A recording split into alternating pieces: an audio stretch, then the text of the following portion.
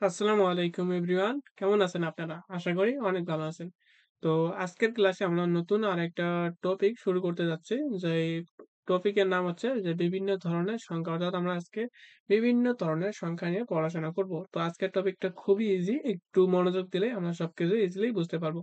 তো এখানে আমাদের 34 নম্বর ম্যাথে বলছে যে ৫৫৫ এর মাঝের অঙ্কের স্থানীয় মান কত?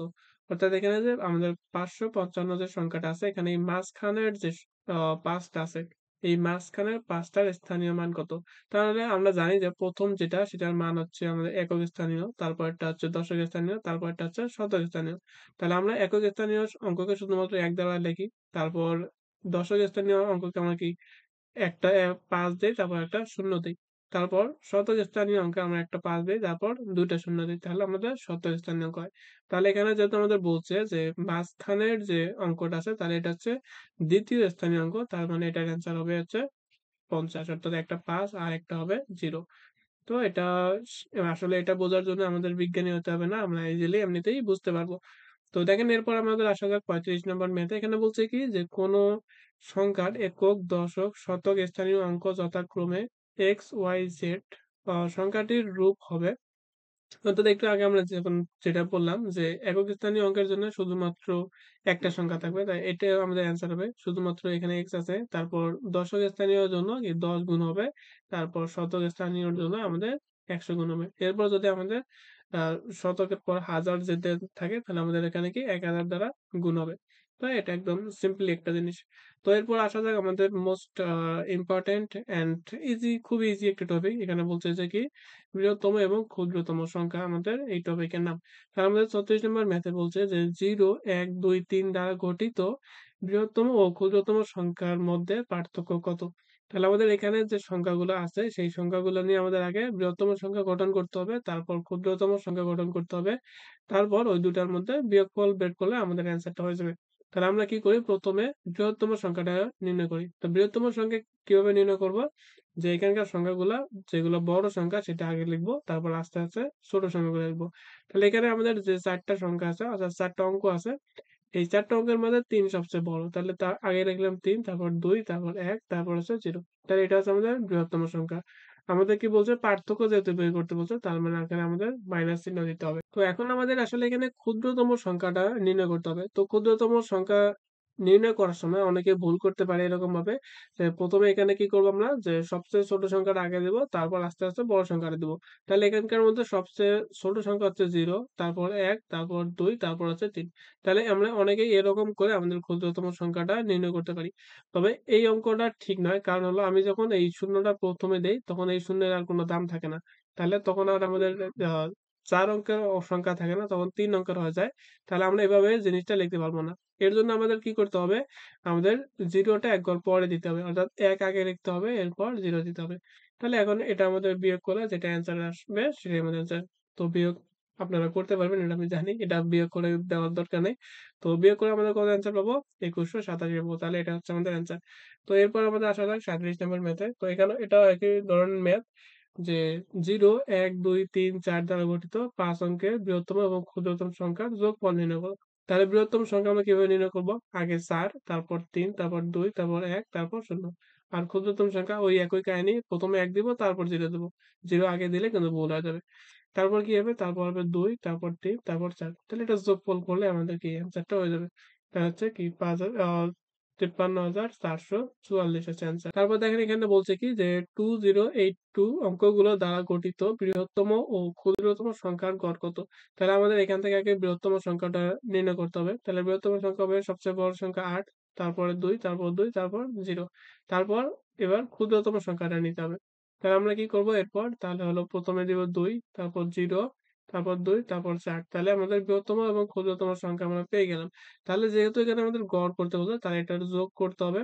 তারপর ২ দ্বারা ভাগ দিতে হবে। কেন ২ দ্বারা ভাগ? কারণ হলো এখানে আমাদের ২ টা সংখ্যা আছে। অর্থাৎ এই একটা সংখ্যা, এই একটা সংখ্যা। যেহেতু ২ টা সংখ্যা আছে এর জন্য ২ দ্বারা ভাগ। তারপর এই ২ টা যোগ করে ভাগ করে আমাদের অ্যান্সার আসবে। যেটা অ্যান্সার আসবে সেটাই হচ্ছে আমাদের উত্তর। তাহলে ৫,১২৪ হচ্ছে অ্যান্সার। এরপর আসা যাক ৩৯ নাম্বার এখানে বলছে যে ৩ অঙ্কের বৃহত্তম ও ক্ষুদ্রতম সংখ্যার যোগফল কত? তাহলে ৩ অঙ্কের বৃহত্তম সংখ্যা কয়টা? যদি বলে যে ৫ অঙ্কের বৃহত্তম সংখ্যা তাহলে ৫ টা নয়। যদি বলে ১০ অঙ্কের বৃহত্তম সংখ্যা তাহলে ১০ টা নয়। যত অঙ্কের বৃহত্তম সংখ্যা বলবে ততটা নয় লিখবো। তাহলে এখানে বলছে ৩ অঙ্কের বৃহত্তম সংখ্যা তার মানে হচ্ছে ৩ টা নয়। তারপর বলছে কি যে ক্ষুদ্রতম সংখ্যা। তাহলে ৩ অঙ্কের ক্ষুদ্রতম সংখ্যা কত? ৩ অঙ্কের ক্ষুদ্রতম সংখ্যা যদি বলে তাহলে ১ম এ একটা ১ দিব তারপর ২ টা ০ দিব। এখন যদি বলে যে ১০ অঙ্কের ক্ষুদ্রতম সংখ্যা তাহলে ১ম এ একটা ১ দিব বাকি ৯ টা ০ দিব। তাহলে সেটাই আমাদের ক্ষুদ্রতম সংখ্যা হয়ে যাবে। তো এখন বলছে কি যে এই দুটার যোগফল কত? তাহলে এই দুটার যোগফল করলে আমাদের অ্যান্সার হয়ে যাবে। তাহলে এটার যোগফল আমরা পাচ্ছি কত? যোগফল পাচ্ছি হলো ১০৯৯। এরপর আসা যাক ৪০ নম্বর ম্যাথে। এখানে বলছে যে ৩ অঙ্কের বৃহত্তম সংখ্যা ও ক্ষুদ্রতম সংখ্যার পার্থক্য কত? তো এটা আমাদের একই জিনিস। তাহলে ৩ অঙ্কের বৃহত্তম সংখ্যা কত? ৩ অঙ্কের বৃহত্তম সংখ্যা হচ্ছে ৩ টা ৯ এবং ক্ষুদ্রতম সংখ্যা তাহলে ক্ষুদ্রতম সংখ্যা কত? ১ ০ ০ অর্থাৎ একটা ১ আর ২ টা ০। তাহলে এটা বিয়োগ করলে আমাদের কত পাচ্ছি? ৮৯৯ পাচ্ছি। তাহলে এটা আমাদের অ্যান্সার। তাহলে গ নাম্বারটা হচ্ছে অ্যান্সার। তো এরপর আসা যাক আমাদের এখানে ৪১ নম্বর ম্যাথে। এখানে বলছে যে ৫ অঙ্কের ক্ষুদ্রতম সংখ্যা ও ৪ অঙ্কের বৃহত্তম সংখ্যার অন্তর কত? তাহলে আমরা কি যেহেতু এখানে অন্তর বলছে তাহলে আমাদের এখানে বিয়োগ করতে হবে। তাহলে ৫ অঙ্কের ক্ষুদ্রতম সংখ্যা তাহলে হচ্ছে একটা ১ আর হচ্ছে ৪ টা ০। তারপর ৪ অঙ্কের বৃহত্তম সংখ্যা। তাহলে ৪ অঙ্কের বৃহত্তম সংখ্যা হচ্ছে ৪ টা ৯। ১, ২, ৩, ৪। তাহলে যেহেতু অন্তর করছে তাহলে আমাদেরকে এটা বিয়োগ করতে হবে। তাহলে এটা যদি বিয়োগ করি তাহলে এখানে আমাদের আছে ১০,০০০ উম ১০,০০০ থেকে যদি ৯,৯৯৯ বাদ দেই তাহলে আমরা ১ পাচ্ছি অ্যান্সার। তাহলে অ্যান্সার কত হবে? অ্যান্সার হবে ১। এরপর আসা যাক আমাদের ৪২ নম্বর ম্যাথে। এখানে বলছে যে ৫ অঙ্কের বৃহত্তম ও ক্ষুদ্রতম সংখ্যার যোগফল হতে ১ কম কোনটি? তাহলে আমাদের কি করতে হবে ১ম এ হলো যে ৫ অঙ্কের বৃহত্তম সংখ্যা লিখতে হবে। তাহলে ৫ অঙ্কের বৃহত্তম সংখ্যা হচ্ছে ৫ টা ৯। ১, ২, ৩, ৪, ৫ ও ক্ষুদ্রতম সংখ্যা। তাহলে ৫ অঙ্কের ক্ষুদ্রতম সংখ্যা কি? একটা ১, ৪ টা ০। এটা। এদের যোগফল হতে ১ কম। তাহলে এদের যোগ করলাম। যোগ করে এদের থেকে আমাদের কি করতে হবে? ১ বিয়োগ করতে হবে। তাহলে যেটা অ্যান্সার আসবে সেটা হবে আমাদের অ্যান্সার। তাহলে এখানে আমাদের যোগটা করে দেওয়া আছে। তাহলে এটা হচ্ছে অ্যান্সার। তো এগুলো আমরা যোগ বিয়োগ এরা ছোটবেলায় 1-2 থেকে শিখে আসতেছি। তো এগুলো অবশ্যই পারবো। তো এরপর আসা যাক আমাদের বেসিক নিয়ে একটু পড়াশোনা যদি করার থাকে তাহলে এই টপিকটা। আমরা জোড় আর বিজোড় সংখ্যা কিভাবে বুঝবো সেই জিনিসটা আমরা একটু দেখে নেই। তো আমরা যে এখানে বিভিন্ন ধরনের চলক ব্যবহার করি x, y, z এগুলা কিন্তু কোনটাই জোড় বা কোনটাই বিজোড় নয়। আমরা এখানে বলতে পারি না যে x আমাদের জোড় সংখ্যা অথবা y আমাদের বিজোড় সংখ্যা।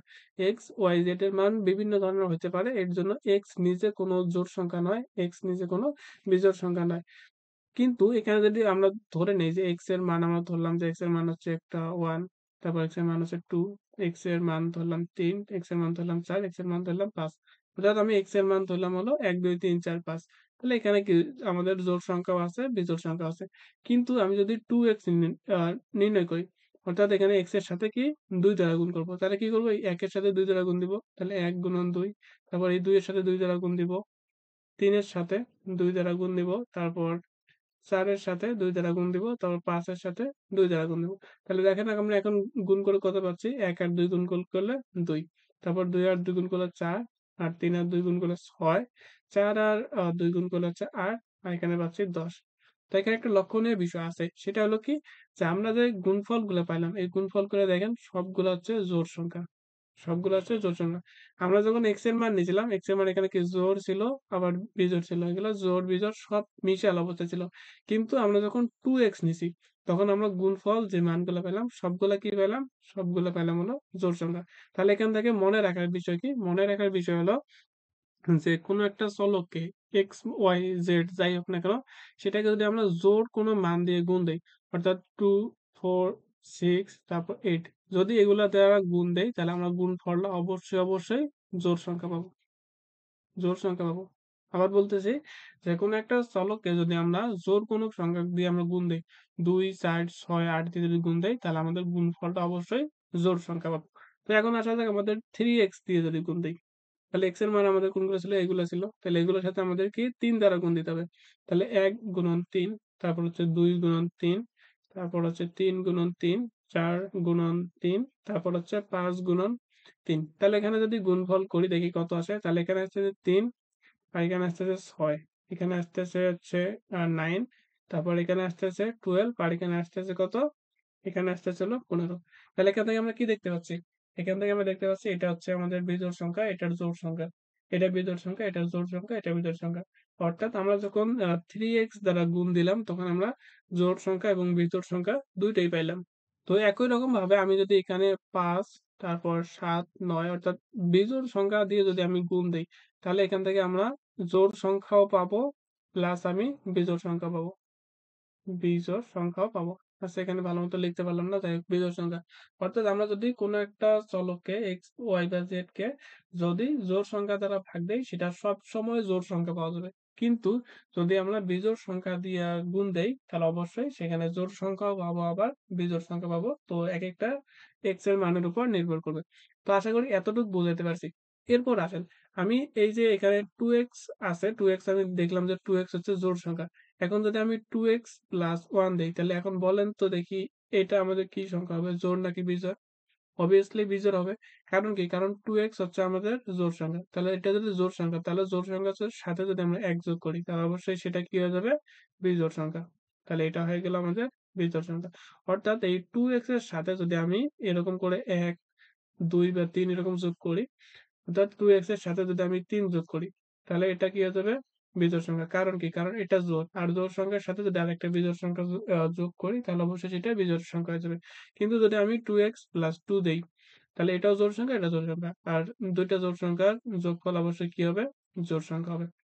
তারপর যদি 2x + 4 দেই, তাহলে এটা আমাদের কি? জোড় সংখ্যা হবে।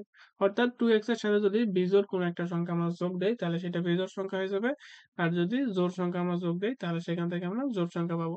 তো একই রকমভাবে এখানে যে আমাদের 3x আছে, তো এটার সাথে যদি আমরা x ১, ২ যেকোনো বসাই, তাহলে এখান থেকে জোড় এবং বিজোড় দুটোই হতে পারে। এটার মধ্যে কোনো নির্দিষ্ট কোনো নিয়ম নেই। তো আশা করি এতটুকু বেসিক বোঝাইতে পারছি। তো চলেন এখন প্রশ্নে যাই। এখানে যদি আরো কিছু বেসিক লাগে তখন অবশ্যই বলব। তো চলেন এখন আমাদের প্রশ্নে ফেরা যাক। কিন্তু এখানে আমি একটা কাজ করছি যে অ্যান্সার গুলো আমি এখানে মিশাই দিলাম। কারণ হলো যে আপনারা যখন ১ম এ আগে অ্যান্সার গুলা দেখবেন তখন আর বেসিক জিনিসটা মাথায় ঢুকবে না। আগে অ্যান্সারটাই মাথায় ঢুকে যাবে। এর জন্য আমি একটু অ্যান্সার গুলা মিশাই দিলাম। তো একটু পর বের করব একটা, একটা করে। তো দেখেন এখানে বলছে কি যে নিচের কোনটি অবশ্যই জোড় সংখ্যা? অর্থাৎ এই যে আমাদের এখানে কয়েকটা টার্ম দেওয়া আছে, সেটা আমাদের জোড় সংখ্যা কোনটা হবে সেটা আমাদের ব্যাখ্যা করতে বলছে। তো একটু আগে আমরা দেখলাম যে x এর মান বিভিন্ন যদি ধরি, কিন্তু আমি যদি জোড় কোনো সংখ্যা দ্বারা যদি এই চলককে গুণ দেই তাহলে সেটা অবশ্যই জোড় সংখ্যা হয়। তাহলে এখানে অ্যান্সারটা কত হবে? এখানে অ্যান্সারটা হবে 2x। অর্থাৎ x এর মান যাই হোক না কেন আমি যদি জোড় সংখ্যা দিয়ে যদি গুণ দেই তাহলে সেটা অবশ্যই কত হয়ে যাবে? সেটা অবশ্যই জোড় হয়ে যাবে। তাহলে এখানে অ্যান্সারটা দেখেন, অ্যান্সারটা দেওয়া আছে ঘ নাম্বারটা। তো এরপর আসা যাক আমাদের কত ৪৪ নাম্বার ম্যাথে এখানে বলছে কি যে x এবং y উভয়ই বিজোড় সংখ্যা হলে কোনটি জোড় সংখ্যা হবে? তো এখানে বলছে কি যে x এবং y দুটাই বিজোড় সংখ্যা। নোট করতে হবে এটা যে ২ টা সংখ্যা আছে কি বিজোড় সংখ্যা। তাহলে জোড় সংখ্যা কোনটি হবে? তো আমরা জানি যে ২ টা জোড় সংখ্যা যদি আমরা গুণ করি তাহলে অবশ্যই জোড় সংখ্যা পাবো। আর যদি ২ টা বিজোড় সংখ্যা গুণ করি তাহলে অবশ্যই আমাদের বিজোড় সংখ্যা পাবো। তাহলে এখন যদি আমি দেখেন এই জিনিসটা করি, তাহলে এই জিনিসটা করার পরে কি আসবে? অবশ্যই বিজোড় সংখ্যা আসবে। কারণ কি ২ টা বিজোড় সংখ্যা গুণফল আছে সেটা অবশ্যই বিজোড় সংখ্যা আসবে।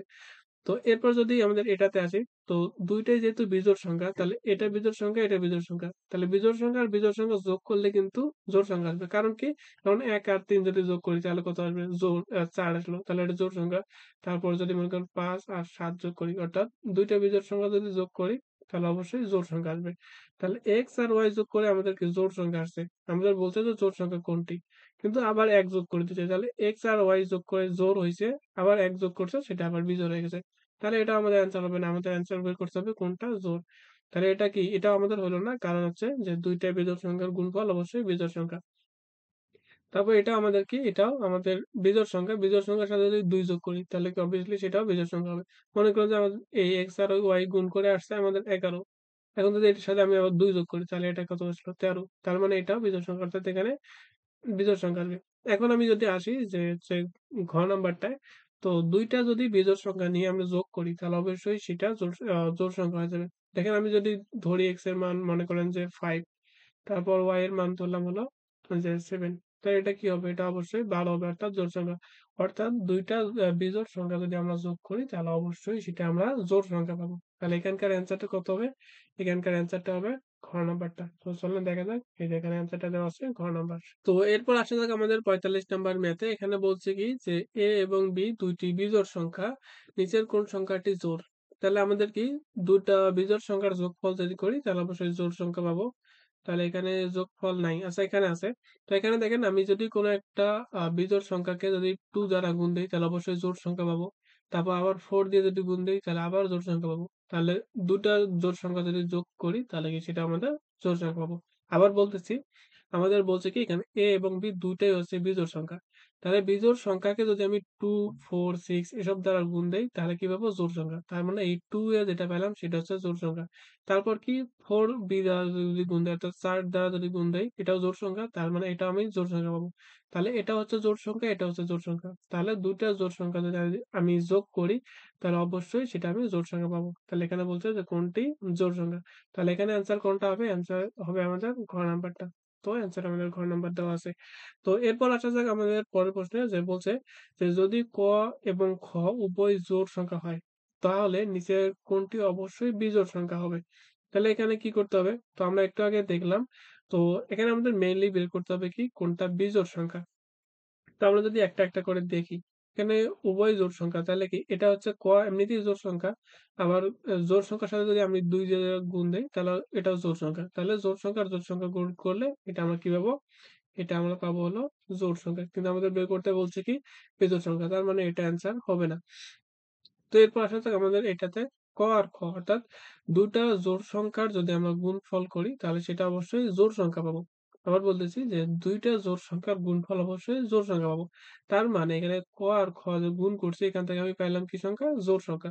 তাহলে জোড় সংখ্যার সাথে যদি ১ যোগ করি তাহলে কি হয়ে যাবে সেটা? বিজোড় সংখ্যা। তাহলে এটা আমাদের অ্যান্সার। কারণ আমাদের এখানে বিজোড় সংখ্যা কোনটা সেটা নির্ণয় করতে বলছে। তো অ্যান্সারটা দেখে নেওয়া যাক। গুড অ্যান্সারটা হচ্ছে আমাদের খ নাম্বার। অর্থাৎ আমাদের যে ২ টা জোড় সংখ্যা যদি গুণ করি তাহলে জোড় সংখ্যা পাবো। তার সাথে যদি আবার ১ যোগ করি তাহলে সেটা আমরা বেজোড় সংখ্যা পাবো। এরপর আসা যাক ৪৭ নাম্বার ম্যাথে। এখানে বলছে কি যদি n একটি জোড় সংখ্যা হয় তবে নিচের কোনটি জোড় সংখ্যা হতে পারে না? তো খুবই ইম্পোর্টেন্ট একটা প্রশ্ন আবার মাথা ঘাঁটাতে হইতে পারে। তো আমরা জানি যে কোনো একটা সংখ্যাকে যদি স্কোয়ার করি, একটা জোড় সংখ্যার স্কোয়ার করলে অবশ্যই জোড় সংখ্যা আসবে। যেমন ২ এর উপর স্কোয়ার করলে কত আসবে? ৪ আসবে। তারপর ৪ এর উপর যদি স্কোয়ার করি তাহলে আসবে ১৬ অর্থাৎ জোড় সংখ্যা আসবে। অর্থাৎ জোড় সংখ্যার যদি আমরা স্কোয়ার করি তাহলে অবশ্যই সেটা জোড় সংখ্যা আসবে। এরপরেরটা আসা যাক খ নম্বরে। তো খ নম্বর আমাদের জোড় সংখ্যা আসতে পারবে এখানে।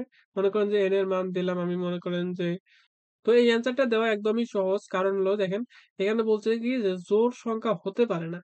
এখানে দেখেন যে এই যে সংখ্যাটা আছে 2n + 1 এই 2n টা কি? 2n টা আমাদের জোড় সংখ্যা। তো জোড় সংখ্যার সাথে যদি আমরা বেজোড় একটা সংখ্যা যোগ করে দেই, তাহলে কি সেখানে আর ওই জোড় সংখ্যাটা থাকবে? সেখানে অবশ্যই জোড় সংখ্যা থাকবে না। মানে আমি বেসিক থেকে যেভাবে আরকি দেখালাম যে কোনো একটা আ 2n এর সাথে যদি আমরা বিজোড় কোনো সংখ্যা গুণ করি, তাহলে সেটা অবশ্যই কি হয়ে যাবে? বেজোড় হয়ে যাবে। তার মানে অ্যান্সার হবে এটা। তো আশা করি এটাও বুঝাতে পারছি। অ্যান্সার হবে ঘ নাম্বারটা। তো এরপর আসা যাক এখানে ৪৮ নম্বর প্রশ্ন। এখানে বলছে কি যে যদি n একটি জোড় সংখ্যা হয় তবে নিচের কোনটি জোড় সংখ্যা হতে পারে না? তো আমরা একটু আগেই বললাম যে কোন একটা জোড় সংখ্যার বর্গ সেটা অবশ্যই জোড় সংখ্যা হবে। তারপর এখানে যদি আমি বিভিন্ন মান বসাই এখান থেকে জোড়ও আমি পাইতে পারি, বিজোড় সংখ্যাও আমি পাইতে পারি। এটাকে আমি কি জোড় পাইতেও পারি অসুবিধা নেই। কিন্তু এখান থেকে আমাদের কি এখান থেকে সবসময় আমরা জোড় সংখ্যা পাবো। এটাতে আমাদের তাহলে এটা একদম অপশন হবেই না। কারণ এখানে বলছে কি জোড় সংখ্যা হতে পারে না এমন একটা সংখ্যা নিয়ে আসতে। আর এখান থেকে আমাদের কিন্তু জোড় সংখ্যা হইতে পারে। কেমনে হইতে পারে? আমি যদি এখানে n এর মান ২ বসাই, তাহলে ২ আর ২ যোগ করলে কত হয়? ৪ আর ৪ এর সাথে যদি ৫ গুণ করি তাহলে ২০। তার মানে কি সেটা জোড় সংখ্যা। আবার n এর মান যদি আমি এখানে ১ বসাই, তাহলে ১ আর ২ যোগ করলে ৩, ৩ এর সাথে আবার যদি ৫ গুণ করি তাহলে ১৫। অর্থাৎ এখান থেকে আমরা জোড় সংখ্যা পাবো, বেজোড় সংখ্যা পাবো। কিন্তু প্রশ্নে বলছে কি? প্রশ্নে বলছে যে জোড় সংখ্যা হতে পারে না এমন একটা টার্ম আমাদের বের করতে হবে। তো এখানে আমাদের মেইনলি অ্যান্সারটা দেওয়া আছে ঘ নাম্বার। বাট এখানে ঘ নাম্বার কোনোভাবেই অ্যান্সার হয় না। এখানে অ্যান্সারটা অবশ্যই ভুল আছে। দেখেন এখানে বলছে কি এখান থেকে আমাদের নাকি জোড় সংখ্যা পাওয়া যাবে না। কিন্তু আমি যদি n এর মান এখানে ৩ বসাই, তাহলে হচ্ছে ৭ গুণন ৩ প্লাস ৩ কত হয়? ৩ ৭ ২১ আর হচ্ছে ৩ যোগ করলে কত হয়? ২৪ এটা কি জোড় সংখ্যা নয়? এটা অবশ্যই জোড় সংখ্যা। তো এখানে অবশ্যই মিস্টেক আছে। তাহলে এখানে অপশনে হয়তোবা মিস্টেক আছে। তাহলে আমরা এটা করতে পারি কি? এখানে যে বিজোড় সংখ্যক দেওয়া আছে, এই বিজোড় সংখ্যা না দিয়ে এখানে যদি 2, 4, 6 যদি দেই, তাহলে এটা অবশ্যই কি কখনোই জোড় সংখ্যা হতে পারে না। একটু আগে আমরা যখন এরকম একটা ম্যাথ অবশ্যই দেখে আসলাম। এখানে বলছে কি যে 7n + 3 তে 7 অবশ্যই একটি জোড় সংখ্যা। কেমনে 7n একটা জোড় সংখ্যা? 7n কখনোই জোড় সংখ্যা নয়। কারণ n এর মান যদি আমি 1 বসাই, তাহলে 1 গুণন 7 কত হয়? 7 এটা কি জোড় সংখ্যা? আমি যদি n এর মান 2 বসাই, n এর মান 2 বসাই তখন 14 হচ্ছে। এটা অবশ্যই ঠিক আছে। কিন্তু আমি যখন n এর মান 3 বসাবো, তার মানে এটা হয়ে যাচ্ছে 21। 21 কি আমাদের জোড় সংখ্যা? 21 আমাদের জোড় সংখ্যা নয়। অর্থাৎ এখানে আমাদের যদি জোড় কোনো একটা সংখ্যা বসায় থাকতো, তাহলে আমাদের অ্যান্সারটা অবশ্যই ঠিক আসতো। তবে এখানে একটু মিস্টেক আছে আরকি। তো যাই হোক, এখন আসা যাক আমাদের ৪৯ নাম্বার ম্যাথে। এখানে বলছে কি যে যদি ৩ টি ধারাবাহিক সংখ্যার যোগফল বিজোড় হয়, তাদের ১ম ও শেষ সংখ্যাটি কত? বা শেষ সংখ্যাটা অবশ্যই কত সেটা আমাদের নির্ণয় করতে হবে। তো এখানে যে আমাদের মনে রাখার যে বিষয়টা অর্থাৎ নোটের যে বিষয়টা সেটা হলো যে ৩ টি সংখ্যার যোগফল হচ্ছে বিজোড়। এটা একটা সংখ্যা আমাদের নোট করতে হবে যে ৩ টে সংখ্যা নিয়েছি তাদের যোগফল হচ্ছে আমাদের বিজোড় সংখ্যা। আরেকটা জিনিস নোট করতে হবে যে ৩ টি ধারাবাহিক সংখ্যা। অর্থাৎ ধারাবাহিক সংখ্যা বলতে ১ এর পর ২, ২ এর পর ৩, ৩ এর পর ৪ অর্থাৎ এরকম করে এক করে বাড়বে। অর্থাৎ মনে করেন যে একটা ৫, একটা ১০, একটা ১৫ এরকম করে নিলে হবে না। ধারাবাহিক সংখ্যা মানে ১, ২, ৩ অথবা মনে করেন যে ১৫, ১৬, ১৭ এরকম করে। তাহলে বলছে কি যে এই ধারাবাহিক সংখ্যাগুলোর যোগফল অবশ্যই বিজোড় সংখ্যা হতে হবে। তাহলে আমি যদি ১ নিলাম, যোগ ২ নিলাম, যোগ ৩ নিলাম, তাহলে এখান থেকে আমি কত পাবো? এখান থেকে পাচ্ছি হলো ৬। তার মানে আমি বিজোড় সংখ্যা পাই নাই। তাহলে আমি কি করব এখন? ২ নিবো, ৩ নিবো, ৪ নিবো। তাহলে এই ২ টা যদি যোগ করি এই ৩ টা তাহলে কত আসে? ৫ ৮ ৪ এ ৯। তাহলে দেখুন বিজোড় সংখ্যা আসতেছে। তার মানে যদি আমি শেষে আর ১ম এ যদি জোড় সংখ্যা নেই, জোড় সংখ্যা নিলে এটা যোগ করলে জোড় আসবে। আর মাঝখানে একটা তো বিজোড় সংখ্যা পড়বেই। তাহলে আমাদের যে যোগফলটা সেটা আমরা কি পাবো? যোগফলটা পাবো হলো বিজোড় সংখ্যা। অর্থাৎ আমরা যদি ৩ টা সংখ্যার যোগফল যদি বিজোড় সংখ্যা হইতে হয়, তাহলে অবশ্যই ১ম সংখ্যাটা আর শেষ সংখ্যাটা অবশ্যই কি হইতে হবে? জোড় আর জোড় হইতে হবে। তার মানে এখানে বলছে কি ১ম সংখ্যাটা কি হতে হবে? ১ম এবং শেষ সংখ্যাটি অবশ্যই। তাহলে ১ম টাও জোড় হইতে হবে, পরেরটাও জোড় হইতে হবে। যদি এখানে প্রশ্ন থাকতো যে ৩ টি স্বাভাবিক সংখ্যার যোগফল জোড়। তাহলে আমাদের অ্যান্সার হইতো কি? তখন আমাদের অ্যান্সার হইতো বিজোড়। কারণ যদি দেখেন যে আমাদের একটা জোড় আসছে, তাহলে আমাদের যদি ৩ টা সংখ্যার যোগফল যদি জোড় হইতে হয়, তাহলে অবশ্যই ১ম সংখ্যা আর শেষ সংখ্যা কি হইতে হবে?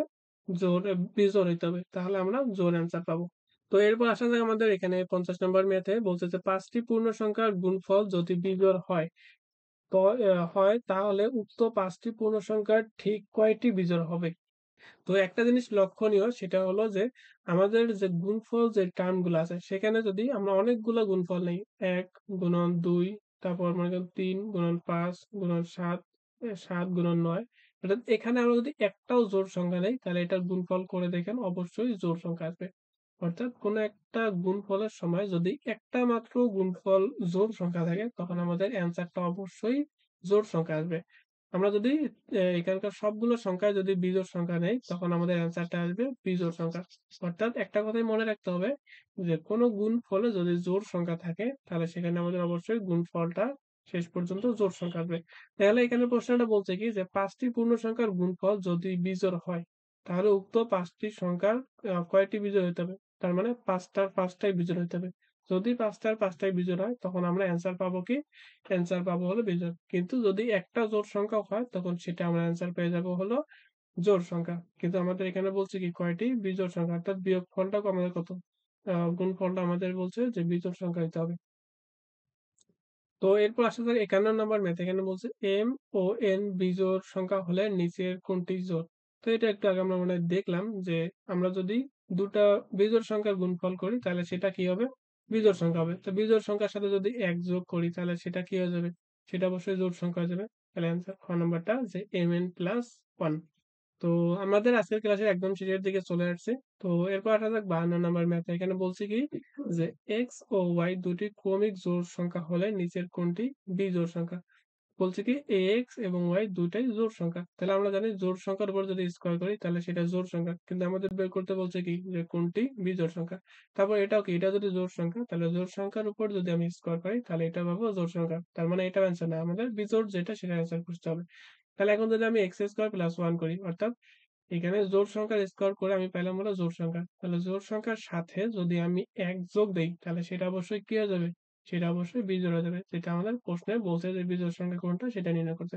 তারপর এটা যদি আমরা দেখতে যাই তাহলে এটা হচ্ছে y স্কোয়ারের উপর জোর করলে জোড় সংখ্যার উপর স্কোয়ার করলে অবশ্যই জোড় সংখ্যা। তার সাথে আবার যদি জোড় সংখ্যা যোগ করি তাহলে অবশ্যই কি সেটা জোড় সংখ্যা হবে। তাহলে এটাও অ্যান্সার হবে না। আমাদের বলছে কোনটা বিজোড়, তাহলে অ্যান্সার হবে গ নাম্বারটা। তো চলেন একটু দেখে নেওয়া যাক আসলেই। হ্যাঁ, অ্যান্সার আছে আমাদের গ নাম্বারটা। তো আজকের ক্লাসের একদম লাস্ট ম্যাথ। তো এখানে 53 নাম্বার ম্যাথে বলছে যে নিচের পূর্ণ সংখ্যার গুণফল যদি বিজোড় হয় তাহলে উক্ত ৩ টি পূর্ণ সংখ্যার ঠিক কয়টি বিজোড় হইতে হবে? তো এটা এই প্রশ্ন তো একটু আগে করে আসলাম যে ৫ টি সংখ্যার গুণফল যদি বিজোড় সংখ্যা হয় তাহলে আমাদের কয়টি বিজোড় হইতে হবে? একই রকম। তাহলে এখানে আছে, ওখানে ছিল ৫ টি, এখানে ছিল হলো ৩ টি।